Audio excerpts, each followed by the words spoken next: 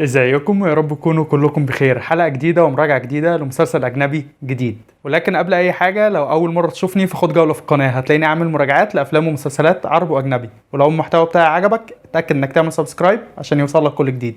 ومسلسل النهاردة هو مسلسل الجريمة كليك بيت. ومسلسل هو مسلسل قصير من 8 حلقات من إنتاج شبكة نتفليكس. في الوقت اللي انا بصور فيه الحلقه دلوقتي المسلسل من اعلى 10 مشاهدات على نتفليكس مصر. ويلا بينا نبدا. قصه المسلسل بتحكي عن بطلنا نيك برور، دكتور العلاج الطبيعي لفريق في مدرسه واللي عنده عيله مستقره الى حد ما، ولكن بيحصل له خطف، والخاطف بيتبع معاه طريقه جديده، وهي عرض فيديو لبطلنا وهو ماسك اكتر من يافطه مكتوب فيهم انه بيسيء معامله النساء، وانه قتل واحده منهم بالفعل، وان الفيديو ده لما يجيب 5 مليون مشاهده الخاطف هيقتله. وفي ضوء الاحداث دي بتبدا اخته بيا ومراته صوفي يبلغوا البوليس اللي بيحاول يجمع اكبر قدر من المعلومات علشان يعرف مكان الخاطف، في حين ان اخت البطل ومراته بينكروا ان هو عمره ما عمل اللي مكتوب في اليوفط دي، وانه انسان مسالم جدا ومحب لاسرته وللي حواليه. ولكن المشاهدات بتزيد بطريقه جنونيه على الفيديو. ويا ترى ممكن الاحداث تودينا لغايه فين، لغايه ما نلاقي الخاطف ومين من اللي حوالين البطل ورا حادثه الخطف، وايه السبب؟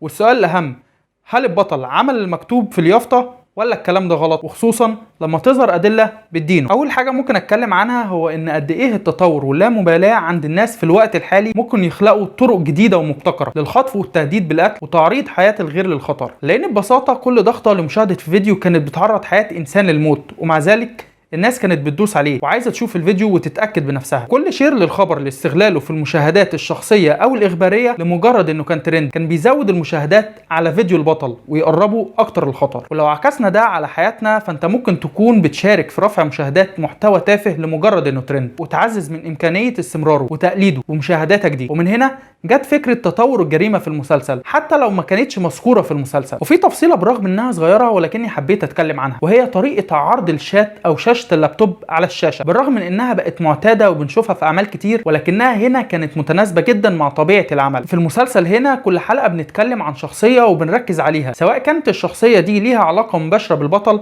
او بنتتبعها خلال الاحداث اللي بتدور، وليها دور في كشف الحقائق في المسلسل. وطريقه سرد الحكايه هنا كانت متبعه في مسلسل اسباني رائع عملنا له مراجعه قبل كده، وهو مسلسل ذا انيسنت، هسيبه لكم في الاي اللي فوق. وهنا طريقه السرد بالرغم من انها ممتازه ولكن كان في عدم توازن بيحصل في بعض الاحيان، لان في شخصيات بتختفي وتغيب عن الشاشه شويه خلال الاحداث بالرغم من انها كانت اساسيه قبل كده. وجزء من الاختفاء ده كان ضعف دور الشرطه التدريجي اللي كانت الاحداث بتمركز حواليه في الاول، ولكن بعد كده بقى دورها مقتصر على التحقيق في الادله الجديده اللي بيجيبها لها حد من الابطال. خليني هنا اتكلم برضو عن سرعه الاحداث في المسلسل، لان الاحداث عندنا في المسلسل حقيقي كانت سريعه وكتيره، وما كانش بيعدي دقيقه على الشاشه غير بحدث جديد في قضيتنا. والكتابه هنا كانت بارعه جدا وموفقه في طريقه كشف الحقائق الجديده وفي تجزئها في بعض الاحيان، وطريقه توجيه الاحداث وتوجيه عقلك طول الوقت لاسباب كتير لخطف البطل، وبتخليك تشك في كل اللي حواليه وان كلهم ينفع يكونوا الخاطف لاسباب مختلفه وكل الاحتمالات وارده. ودي اهم حاجه لازم تتوفر في عمل بيندرج تحت نوعيه الجريمه، وكانت متنفذه هنا بطريقه صح جدا، وكانت احسن حاجه في المسلسل بالنسبه لي. كان في اختيار جيد لتراكات الاغاني في المسلسل، وكان بيتم الاعتماد على الموسيقى في تضخيم بعض الاحداث المهمه وزياده التوتر في اللحظات الحرجه. نصيحه حابب اقولها عشان تتجنب بعض الحرق الغير متعمد في احداث المسلسل، ما تقراش اسامي الحلقات كلها، اعرف بس اسم الحلقه لما تيجي تشوفها علشان ما تبنيش في خيالك تسلسل احداث واتهامات معينه، لان بعض توقعاتك هتكون صح وبعضها هتكون غلط.